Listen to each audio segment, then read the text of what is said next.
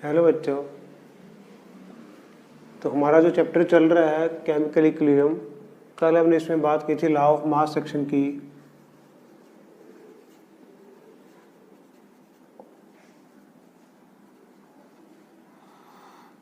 जो क्या कहता है कि सपोज हमारे पास ये रिएक्शन है, तो इसका रेट ऑफ फॉरवर्ड रिएक्शन जो है is directly proportional to product of the active masses of the reactants. ये वो एक्टिव मासेस हैं जो रिएक्ट हो रहे हैं, सारा का सारा नहीं रिएक्टेंट है, ये सिर्फ कुछ पार्ट है रिएक्टेंट का जो रिएक्ट हो रहा है। और हमने ये भी कहा था कि rate of forward reaction is equal to K F A B. ऐसे ही रेट ऑफ बैकवर्ड रिएक्शन, ये बात की थी हमने। इक्विलिब्रियम में रेट ऑफ फॉरवर्ड रिएक्शन जो होता है रेट ऑफ बैकवर्ड रिएक्शन के इक्वल हो जाता है। तो ये जो के एफ है ए बी इक्वल हो जाएगा के बी सी डी। के एफ अपॉन के बी किसके इक्वल हो जाएगा? Product of the products and product of the reactants. इसको बोलते हैं लॉ ऑफ केमिकल इक्विलिब्रियम, है ना। ये किसके इक्वल हो जाएगा? के ई के, फिर के E is called equilibrium constant. और ये क्या है? Law of chemical equilibrium.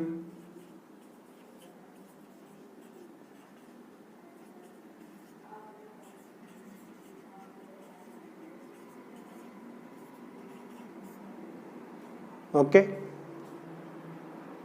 और फिर हमने बात की थी कि जो के ई है ये दो टाइप्स का हो सकता है, या तो के सी हो सकता है या के पी हो सकता है। अगर हम मोलैरिटी की बात करें गैसेस या सॉल्यूशंस में, तो मोलैरिटी क्या होती है? एन अपॉन वी, है ना, मोल्स पर लीटर।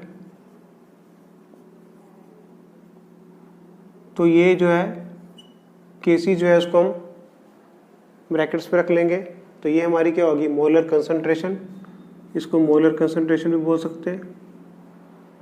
लेकिन इन टर्म्स ऑफ प्रेशर की बात करें तो हम पी में लिख सकते हैं। क्यों? क्योंकि हमने बताया था कि पी वी क्या होता है? एन आर टी के इक्वल होता है। पी क्या हो जाएगा? N upon V R T. N upon V क्या होता है? वही सी हो गया। अगर आर कांस्टेंट है, टी कांस्टेंट है, तो ये सी भी हम एक्टिव रिएक्टर्स में लिख सकते हैं। तो इसको हम ऐसे भी लिख सकते हैं, ठीक है। तो कल हमने इतनी सारी बात कर ली थी। हमने लॉ ऑफ मास सेक्शन की बात की थी, जो ये कहता है कि रेट ऑफ द रिएक्शन या forward reaction is directly proportional to the product of the active masses of the reactants. और लॉ ऑफ केमिकल इक्विलिब्रियम कहता है कि K E is equal to K F upon K B. Okay. और जो ये के ई है इक्विलिब्रियम कांस्टेंट टू टाइप्स का हो सकता है, या के सी या के पी। के सी में हम मोलर कंसंट्रेशन या मोलैरिटी लेते हैं, और इसमें के पी में हम क्या लेते हैं? Partial pressure. और आज हम नया टॉपिक शुरू करते हैं, रिलेशन बिटवीन के सी एंड के पी। ओके।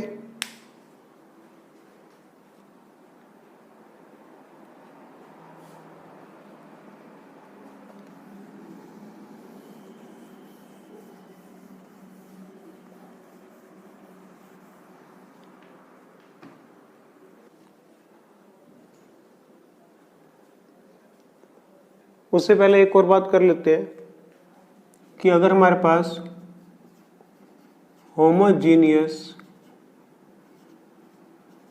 गैसियस रिएक्शन हो,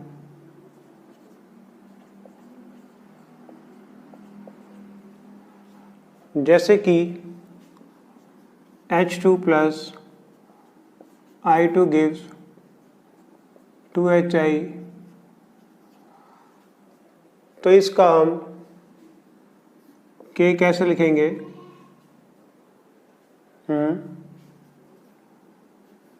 HI each raised to power this stoichiometric coefficients upon H2 I2, ऐसे लिखेंगे। लेकिन अगर ये हेट्रोजीनियस हो तो जैसे कि CaCO3 solid gives CaO solid plus CO2 gas, तो इसका कैसे लिखेंगे? इसमें सिर्फ हम CO2 को ही कंसिडर करेंगे, सॉलिड्स को नहीं लेना। अगर लिक्विड्स हो तो उनको भी नहीं लेना। ओके, तो इस तरह से हम K को लिख सकते हैं। ये बात भी हमने कल की थी, जस्ट आपको दोबारा रिमाइंड कराने के लिए। ठीक है,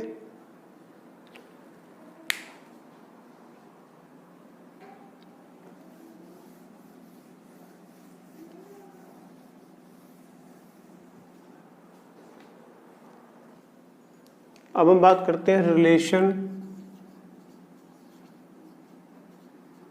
between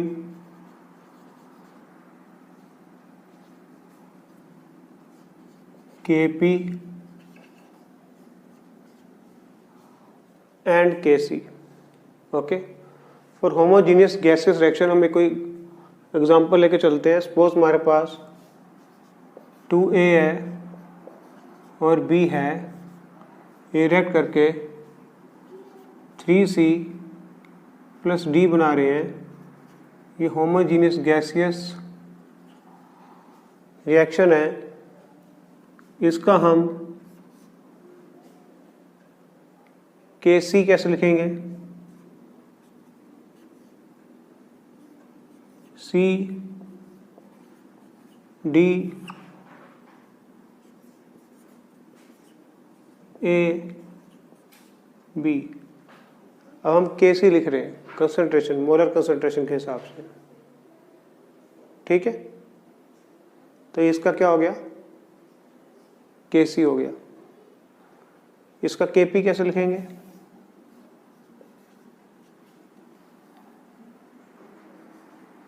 P C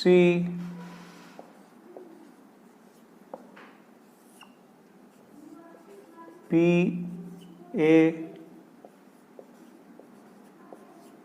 P B, ऐसे लिखेंगे। ओके, और आइडियल गैस इक्वेशन क्या कहती है? PV is equal to nRT, P is equal to N upon VRT, या P is equal to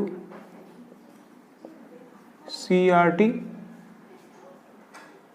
R constant, T constant, तो हम C को ऐसे लिख सकते हैं। ओके, C को हम ऐसे लिख सकते हैं क्योंकि ये भी मोलर कंसंट्रेशन हो गई है ना। तो C को हम ऐसे लिख सकते हैं।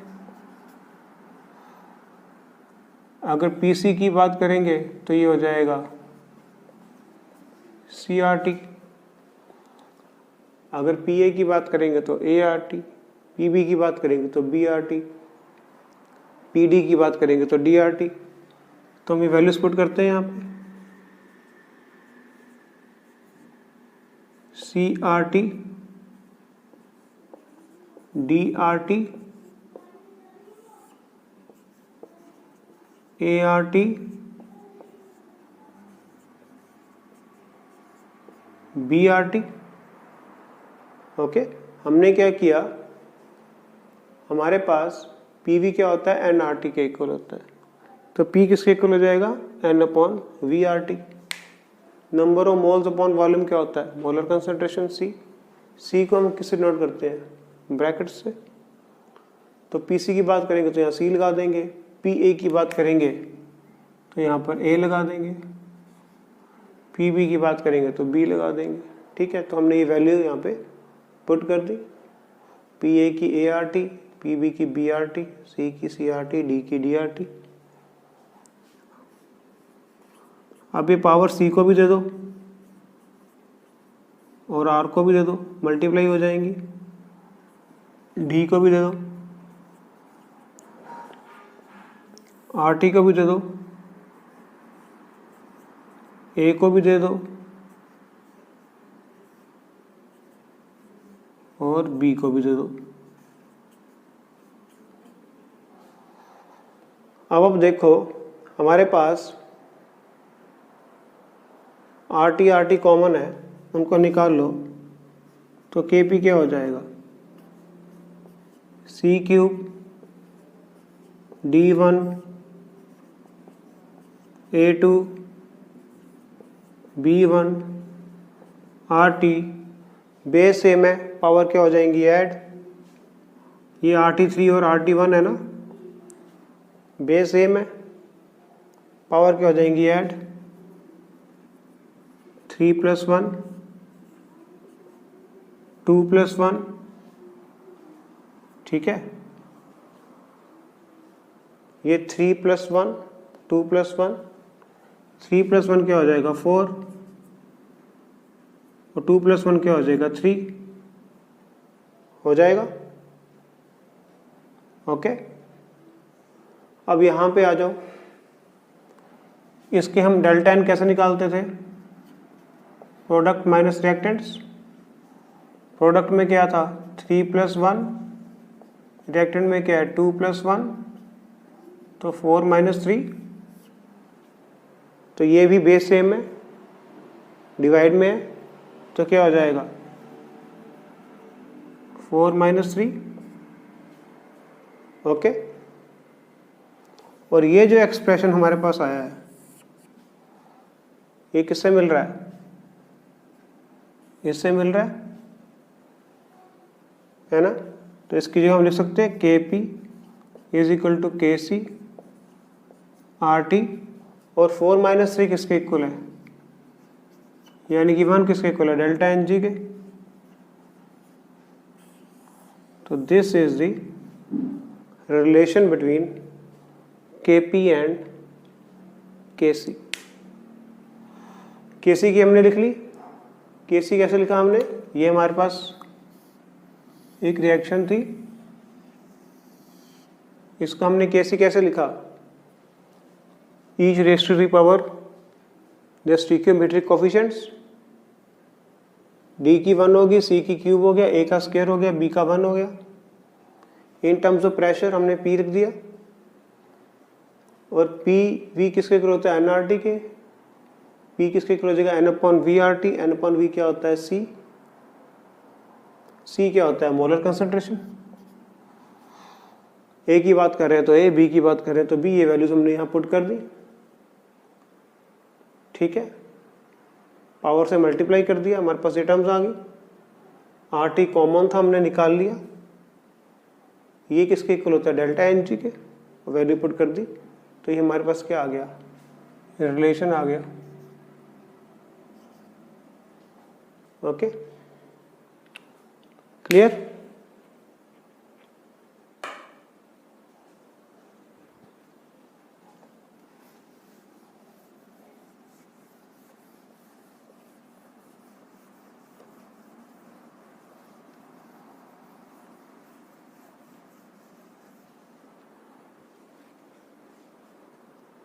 इसी के ऊपर एक क्वेश्चन देख लो, at 773 kelvin equilibrium constant Kc for the reaction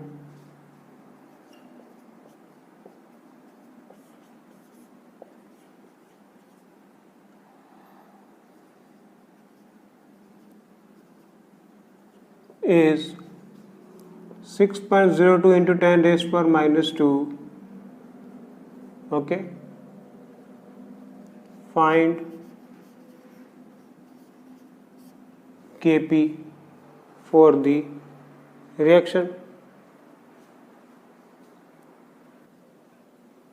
तो Kp क्या होता है, Kc RT delta N g निकाल लो, product minus reactants 2 minus 1 plus 3 2 minus 4 minus 2 केसीए में दिया हुआ है 6.02 इंटू 10⁻²। ठीक है, यहाँ पर ये जो है ये लीटर स्क्वायर पर मोल में है, तो आर की वैल्यू क्या लोगे 0.0821।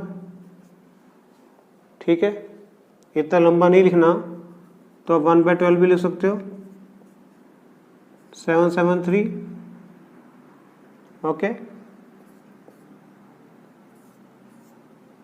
तो इसकी पावर क्या आ जाएगी -2। ठीक है, तो अगर के P is equal to K C R T की पावर -2 आ रही है, तो हम आर टी नीचे ले जा सकते हैं, तो इसको नीचे ले आएंगे।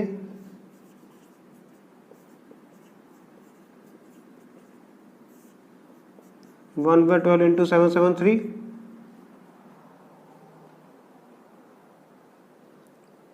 और इसका हम कर देंगे स्क्वायर। बाकी कैलकुलेशन आप कर लेना। ठीक है, क्योंकि इसकी पावर -2 थी, तो हम उसको बेस में ले गए, प्लस में होगी पावर। ठीक है, इसको हम सॉल्व कर लेंगे, तो हमारे पास हमारा क्या आ जाएगा आंसर। तो के P is equal to K C R T delta N G के ऊपर ऐसे क्वेश्चंस पूछ सकते हैं। ठीक है,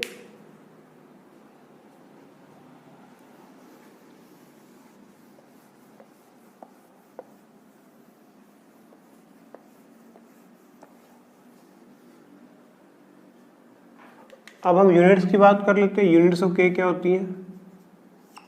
हमारा रिएक्शन क्या है 2A plus B gives 3C plus D। Okay, तो इसका आप KC और KP लिख सकते हो, है ना। KC क्या होगा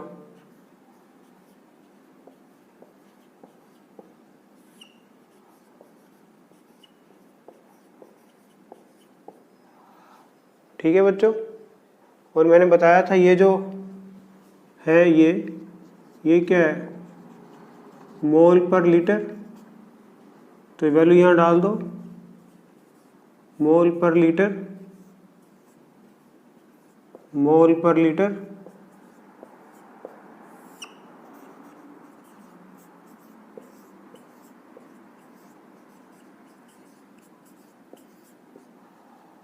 ठीक है, पावर सेम है, तो क्या आ जाएगा मोल्स पर लीटर 3 + 1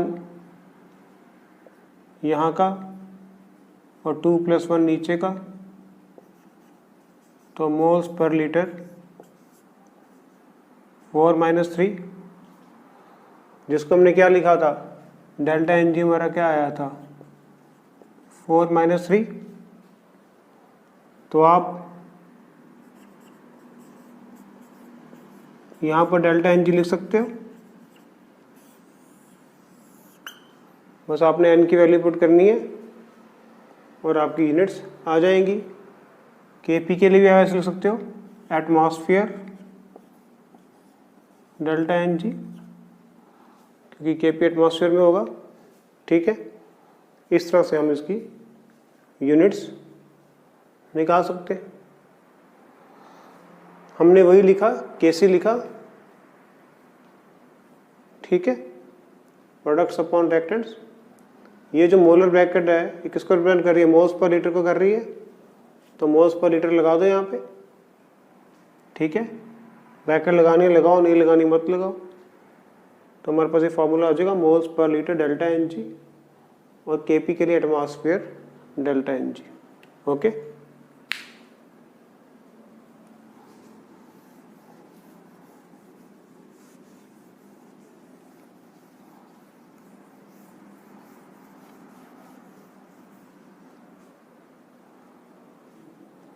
सपोज हमारे पास रिएक्शन है N2O4 तो इसकी हमने यूनिट्स निकालनी है केसी की, ये गैसियस फेज में है, तो डेल्टा एन जी क्या होगा 2 - 1, तो केसी क्या हो जाएगा मोल्स पर लीटर 1, तो यही इसकी यूनिट्स आ जाएंगी। ठीक है, सपोज हमारे पास रिएक्शन है N2 + H2 gives 2NH3, तो इसका डेल्टा एन जी क्या है 2 - 3 + 1, 2 - 4 - 2, तो केसी क्या हो जाएगा मोल्स पर लीटर -2, है ना। तो ये क्या बन जाएगा लीटर स्क्वायर मोल्स -2। पिछले न्यूमेरिकल में हमने केसी की यूनिट से ही लिखी थी लीटर स्क्वायर पर मोल, है ना। तो कैसे आई थी, वो ऐसे आई थी। ओके, तो कोई भी हो इक्वेशन आपने कुछ भी नहीं करना, आपने बस moles per litre delta N G लगा देना, आपके पास क्या आ जाएंगी यूनिट्स आ जाएंगी। ओके,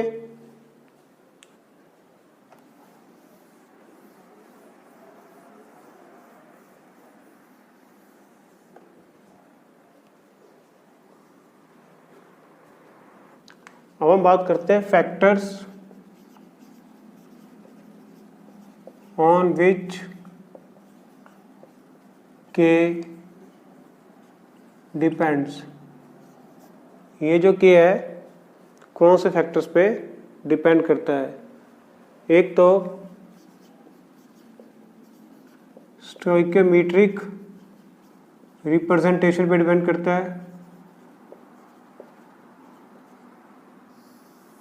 इसका मतलब क्या हुआ,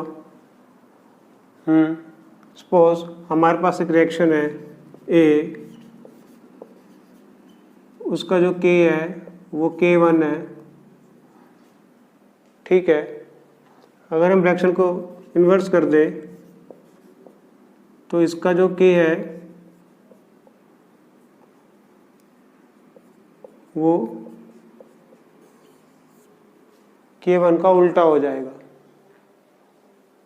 ओके, ये फर्स्ट केस हो गया कि रिएक्शन को अगर हम रिवर्स कर दें तो जो नया K है वो 1/K1 हो जाएगा। अगर हम किसी रिएक्शन को किसी कोफिशिएंट से मल्टीप्लाई कर दें, सपोज x से ही कर देते हैं, ठीक है, तो इसका जो K2 है वो x टाइम्स हो जाएगा। ओके, यानी कि अगर 2 है तो इसकी पावर 2 हो जाएगी, 3 है तो 3 हो जाएगी, 4 है तो 4 हो जाएगी। ओके, ठीक है। अगर हमारा रिएक्शन सीधा चल रहा है, उसका इन्वर्स कर दे, रिवर्स कर दे उसका, तो ये भी अपॉन में चला जाएगा। अगर 2 से मल्टीप्लाई कर दे तो पावर में आ जाएगा। अगर इसको डिवाइड कर दें, ठीक है,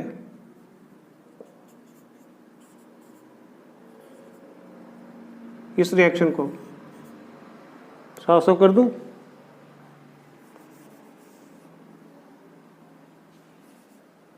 सपोज हमारे पास रिएक्शन है, उसका K1 आया है, इसको डिवाइड कर दो तो जो K2 है वो 1/x हो जाएगा। सिंपल, ठीक है। तो इस तरह से K चेंज हो सकता है। एक और बात पे भी चेंज हो सकता है, पहले इन तीनों की बात कर लेते हैं फिर उसकी बात करते हैं। हमने रिएक्शन को उल्टा कर दिया तो K अपॉन में चला गया। हमने रिएक्शन को x से मल्टीप्लाई कर दिया किसी कोएफिशिएंट से तो उसकी पावर में चला गया। डिवाइड कर दिया तब भी उसकी पावर में चला गया। ओके,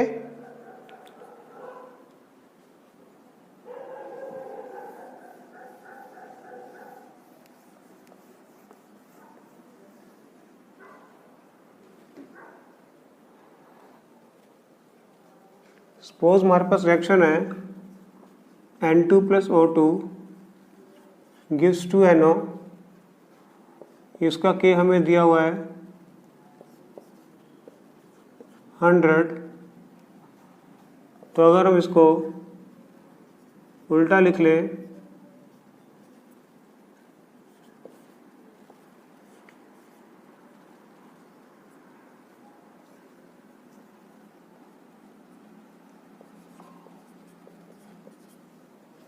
तो K2 क्या हो जाएगा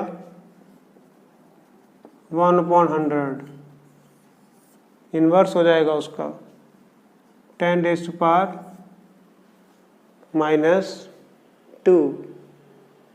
ठीक है। इसी इक्वेशन को अगर हम 2 से मल्टीप्लाई कर दें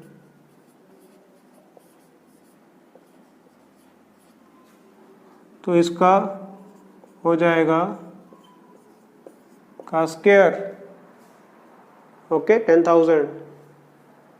अगर इसी इक्वेशन को हम 2 से डिवाइड कर दें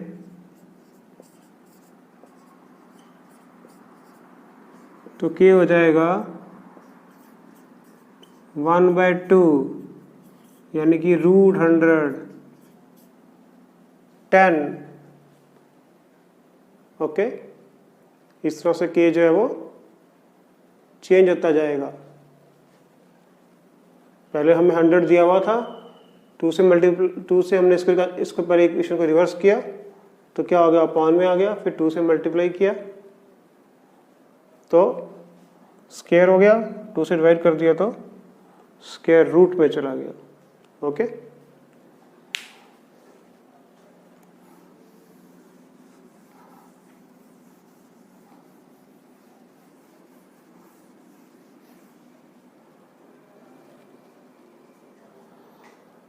एक क्वेश्चन लिखो Kp for the reaction N2 + H2 gives 2NH3 is 49. Find Kp for NH3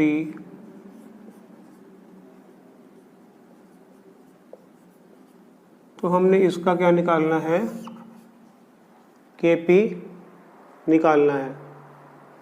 okay, अब ध्यान से देखो, ये जो रिएक्शन है एक तो ये रिवर्स की हुई है और ऊपर से 2 से डिवाइड भी की हुई है, तो इसका क्या बन जाएगा Kp,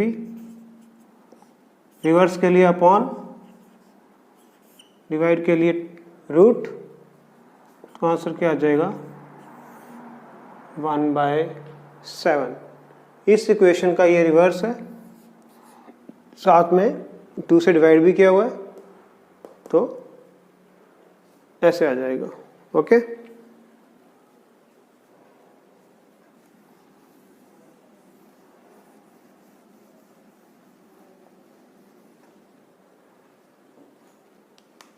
हमारे पास एक रिएक्शन है N2 + 2O2 gives 2NO2। ये रिएक्शन 2 स्टेप्स में हो रहा है। N2 + O2 gives 2NO, 2NO + O2 gives 2NO2। मान लो इसका K है, इसका K1 है, इसका K2 है, तो K को हम कैसे लिखेंगे, NO2 N2 O2। Okay, K1 कैसे लिखेंगे, NO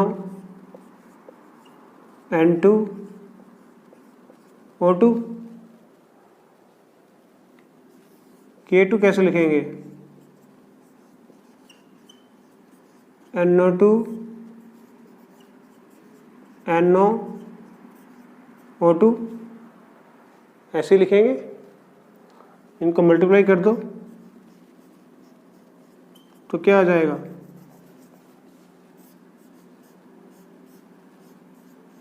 मल्टीप्लाई कर दो, NO N2 O2, ठीक है, into NO2 square NO square O2, NO square से NO स्क्वायर काट दो तो क्या आ जाएगा, K1 इंटू K2 क्या आ जाएगा, NO2 square N2, O2 into O2 क्या हो जाएगा, O2 स्क्वायर। तो ये किसके इक्वल जा रहा है, दोनों सेम हो गए, तो क्या रिजल्ट निकला, जो K है वो दोनों के इक्विवेलेंट क्वेश्चन की प्रोडक्ट के इक्वल है। अगर 3 रिएक्शन है तो तीनों के इक्वल है, ठीक है। तो अगर हमें एक रिएक्शन जो है 2 स्टेप्स में हो रहा है तो उनका K1 और K2 जो आ रहा है उसको जब हम मल्टीप्लाई करेंगे तो वो K के इक्वल ही आएगा। तो K किसके इक्वल हो गया, K1 इंटू K2, ओके।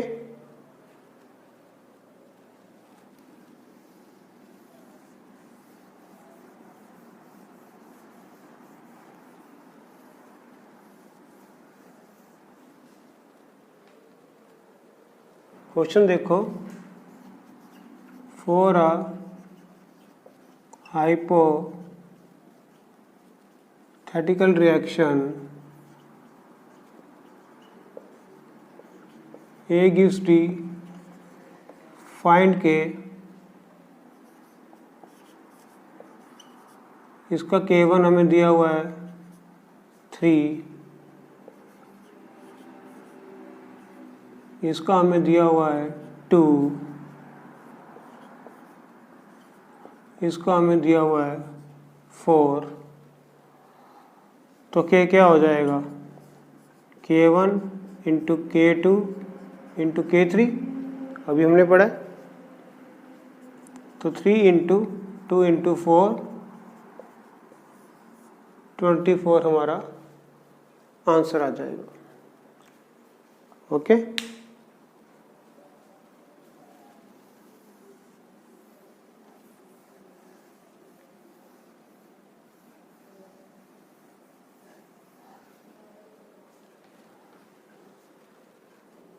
हम टेम्परेचर की बात कर लेते हैं।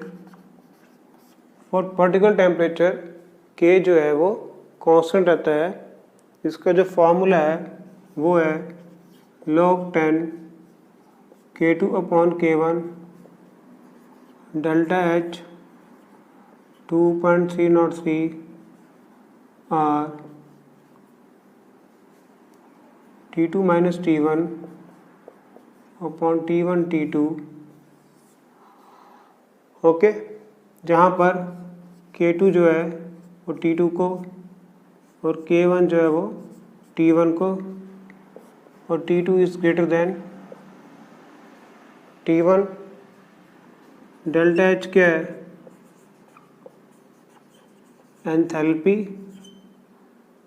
R है गैस कांस्टेंट, लेकिन यहाँ पर R की वैल्यू 0.0821 नहीं लेनी है, 8.314 लेनी है, और कैलोरीज की बात करें तो 2 लेनी है, ओके। तो ये हमारा जो है फॉर्मूला है।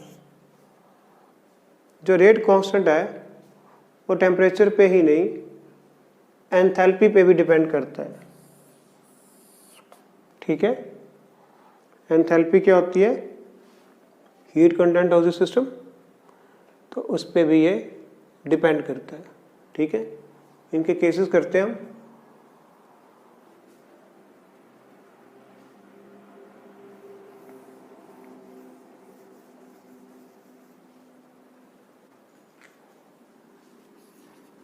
Case 1 when delta H is equal to 0, तो log 10 K2 अपॉन K1 क्या हो जाएगा, 0।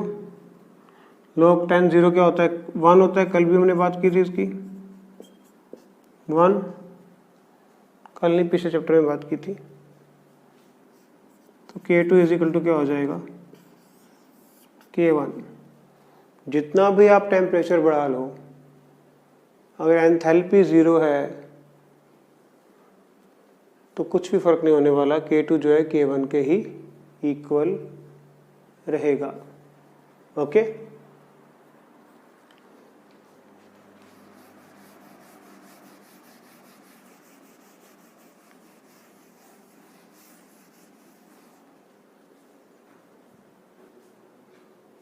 दूसरा केस ले लो, when delta H is negative less than 0। Negative कब होती है, एक्सोथर्मिक रिएक्शन के लिए। तो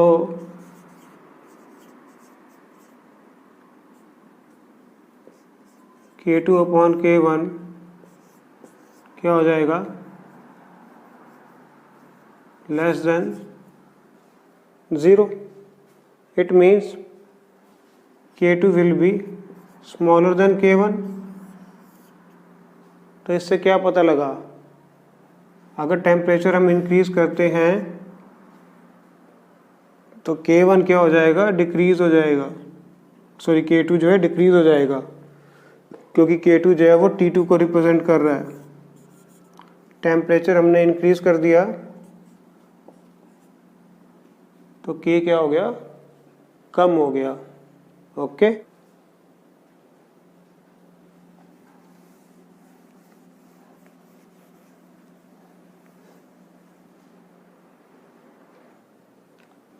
एक थर्ड केस ले लो, when delta H greater than 0, तो log 10 K2 upon K1 greater than 0। It means K2 is greater than K1। ठीक है, तो अगर हम टेम्परेचर बढ़ाएंगे तो K भी बढ़ जाएगा फॉर एंडोथर्मिक रिएक्शन, क्योंकि डेल्टा इस प्लस में है तो ये एंडोथर्मिक रिएक्शन हुआ।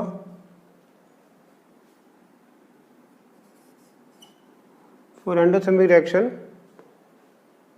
टेम्परेचर बढ़ाने पे K2 क्या हो जाएगा, बढ़ जाएगा। तो ये 3 केसेस हैं इसके। Okay, clear. तो बच्चों, हमने आज KP और KC के बारे में जाना, डिटेल में उनके रिलेशनशिप के बारे में जाना। उम्मीद है आपको समझ में आ गया होगा। आज का लेक्चर इतना ही। गुड नाइट बच्चों।